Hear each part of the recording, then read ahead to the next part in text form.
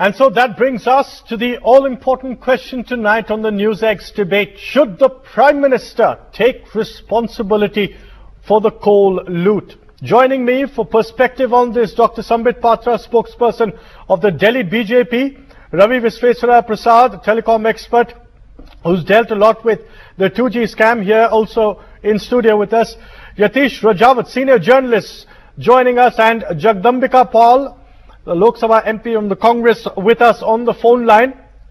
I'd like to come across straight to you, Mr. Jagdambika Paul. Thank you for joining us. I know it's a tough day for the Congress, but I have to ask you this question straight up. Should the Prime Minister take responsibility for the coal loot, given the fact that it was his portfolio for so many years, importantly when the decision on allocation of coal blocks was implemented? There is no question of any accountability. He are now Prime Minister to take any responsibility, because whatever CAG has given report, it is purely interim report, and the report was only whatever they have calculated. It is not true, because the policy 2004, there was a only transparent policy. Now only if any power somebody will be given license for power generation, so there will be a coal linkage and they will be given a coal block, and that's why these coal blocks have been given to the PSUs also and to the private people also. And if it could be possibility, I think so the cost of the generation could be more higher. Nowadays, still even in Delhi up to 200 units, still government is taking only 3 rupees per unit. But Mr. Jagdambika Pal, that argument would fly if we were living in an ideal world. We are not, and we know NewsX. We on NewsX have shown in June last year just how, in an ad hoc manner, coal blocks were allocated. That's been reflected also by the CAG report, which has also put a loss or figure of 1.86 lakh crore. If there is a quantifiable figure of a loss associated with mismanagement of a natural resource, should a minister, and in this case the Prime Minister who held the portfolio at the time, not be held accountable? It's a simple question. Given to the people, still it is not functional. How they have calculated? I think so. It is purely interim report. They have given this report, CAG report, to the Parliament. Now Parliament and Speaker will. The report will go to the PSC, and PSC is the financial body of the Parliament, and when the PSC will ultimately submit the report to the Parliament, then only you can say the question of accountability. All right. If PSC will calculate, the PSC will presume that any losses taken. Fair enough. Fair enough. In welfare state, the mechanism, what the policy was prevailing. All right, fair enough. Fair enough. Fair enough, Jagdambika Pal. Fair enough. We get the point you're making, that perhaps it is still too early to verify whether that figure is really the quantifiable loss. But I want to get in Dr. Sambit Patra at this point of time. It seems the government really, Dr. Patra, is making it a habit of blaming the CAG, blaming everybody possible, other than, including the media, other than the minister in charge of the portfolio. Very true. See, I have a sense of deja vu today, because we all remember, in fact, when we had this 1.76 2G scam, 1.76 crore 2G scam, we all saw in televisions Kapil Sibal very arrogantly saying that not a penny was lost of the Indian government, and we all saw what happened to it. They had to eat their words. And today I can hear Jagdambika Pal ji speaking in the same manner, in the same language, and Congress is throwing the ball into the CAG's court, and in fact it is blaming. Mr. Pal, you have to listen to me as well. You have to listen to us as well, the second part. In fact, it would be better if Congress listens.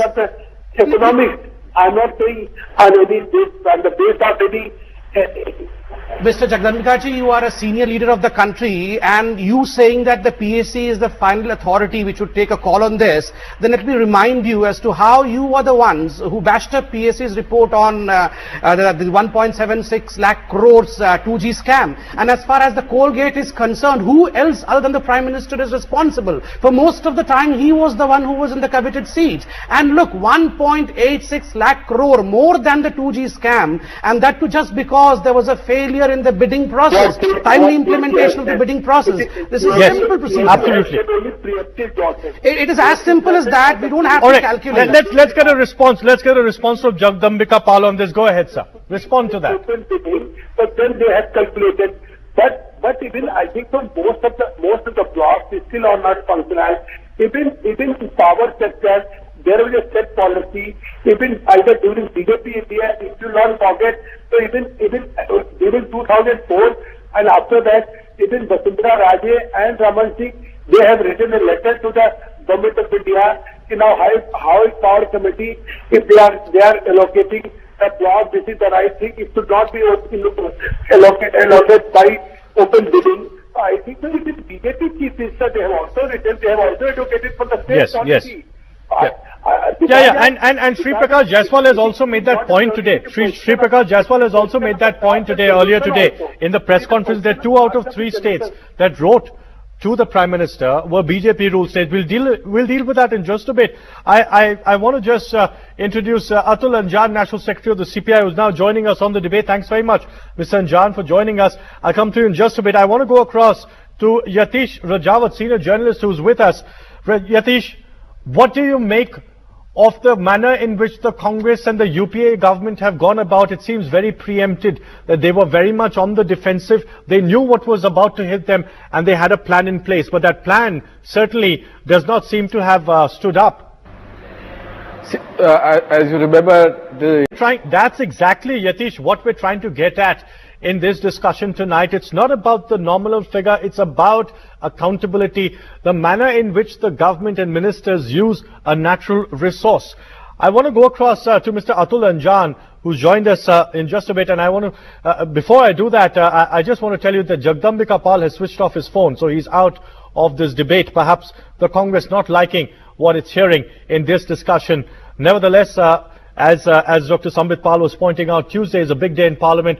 The Congress will have to answer tough questions. Atul Anjan, what do you make of it? Is it not more about the manner in which a precious natural resource was perhaps misused, misallocated, and the government now very much on the back foot? So should the Prime Minister, who held the portfolio for the major amount of time, not be held accountable and responsible? The very outset, I just want to say it. Agree on the locus standi of the CAG. I think we pretty much all agree on the locus standi of the CAG and the importance of the CAG what do you want in accountability in this country. Okay, go ahead. Yeah. What you want to say, you go ahead.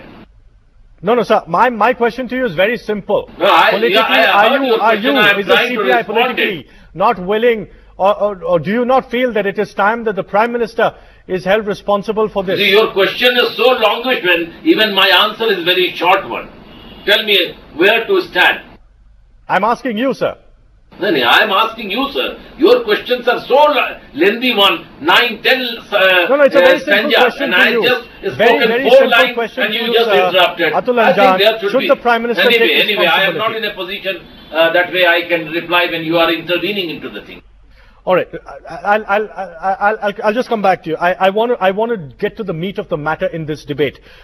Ravi Visveswara Prasad, you're a telecom expert. You've seen what's happened in the 2G scam. Do you see a repeat, an unfortunate repeat, in the manner in which the Congress is going about dealing with this? Oh yes, very much. But I think the blame rests not just for the government. In fact, the government has tried in good faith to do. What also Sri Prakash Jaiswal was trying to suggest today when he said at the press conference earlier today that the centre did even tell the states, we'll give you all the money raised through auction of the process. Will you then agree?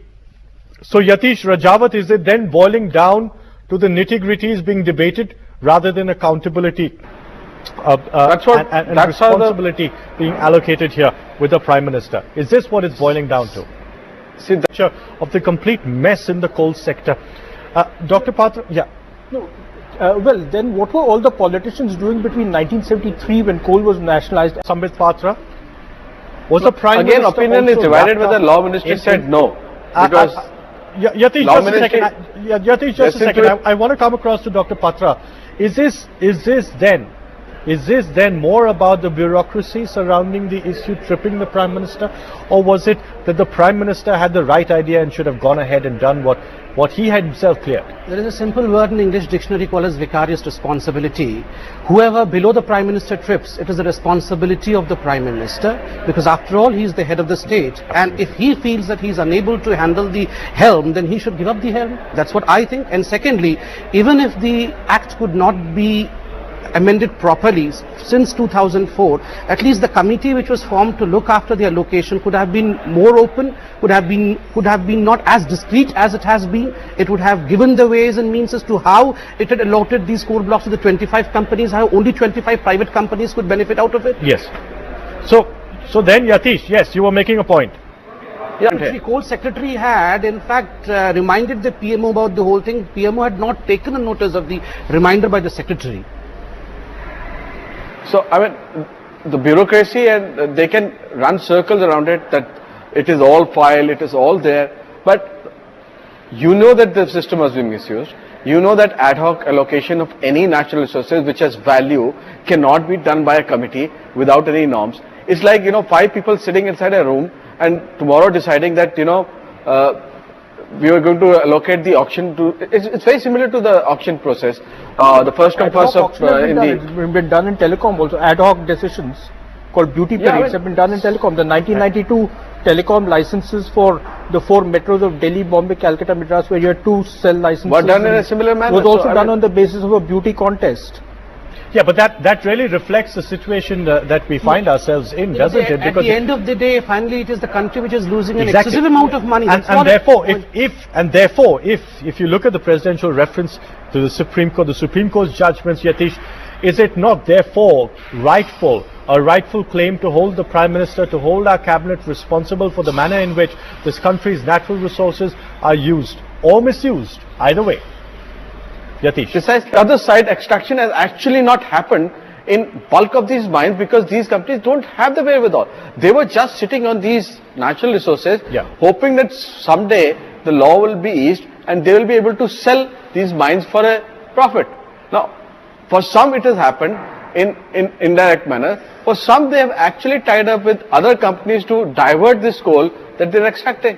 So, and some where these coal blocks were not used at all, they just lay there. So then, Dr. Sambit Patra, is the Prime Minister not accountable? I'm coming back to the question time and again because I want a very clear answer. Unfortunately, Jagdambika Pal is no longer with us. Atul Anjan from the CPI didn't like the line of questioning. The CPI, especially, I suppose, when Ravi, you pointed out that the left party stymied the attempts to change the system of allocation of coal blocks. Dr. Atul Anjan no longer with us. So, Sambit, the only politician amongst us, beyond the line of politics, it's as simple as this. He was the man who was at the helm of affairs for most amount of time when this corruption was taking place. And secondly, even if he was not in the helm of affairs, he is the Prime Minister of the country, and naturally, not only for the Coalgate, but for the other 2 issues which have cropped up in the Parliament today, the ultra mega power projects and the dial issue of the Delhi airport. I think he is the only man who is responsible. And I'll tell you a very good incident. Today I was traveling somewhere, I met a college student and they were discussing, and the expression in his face was, it was Manmohan Singh finally. He was the only man we thought was the only non-corrupt man in Congress government, and of all now he's also neck deep into corruption. So the middle class's frenzy towards Congress has totally broken down. So Ravi Visheshwara Prasad, has the last bastion of the Congress fallen? Has the last bastion of the Congress in terms of transparency, in terms of the clean image, has it been stormed? Is it now time for the Prime Minister to take responsibility for what has gone wrong, I think he will definitely has to take responsibility. For the story begins from 2004 onwards. Let's not look retrospectively. But a very interesting part, closing comment is, very interestingly, whatever wrong happens nowadays in the government, be it the Prime Minister, be it panelists, be it the government people, they point towards coalition compulsion. And tomorrow or on Tuesday, it will be coalition compulsion. But my question is, what is the compulsion for the government to stay? If the coalition compulsion is there, give up the government, but let country stay afloat. That is all. Yes, absolutely. Thanks very much for joining us. Atul and Jan, who was with us for a bit of time till the line of questioning went a bit tough. Dr. Sambit Patra, spokesperson of the Delhi BJP, Ravi Visvesvaraya Prasad, Yatish Rajawat and Jagdambika Paul, thanks very much for joining me on the NewsX debate tonight. That's it from us. Stay tuned for headlines and top stories next.